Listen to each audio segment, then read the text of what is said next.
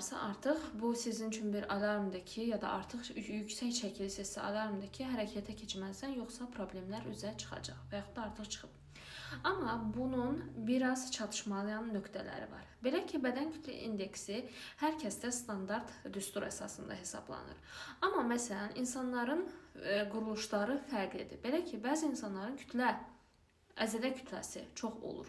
Bu zaman əzələ kütləsi çox olur və bu özünü yenə də normal çəkiyə daxil eləyir. Məsələn, 80 kilosunuzsa və sizin əzələ çəkiniz sizin pi toxumanızdan çoxdursa, yenə hesablayanda bədən kütlə indeksiniz artıq şəkili insanın bədən kütlə indeksinə uyğun gələ bilər.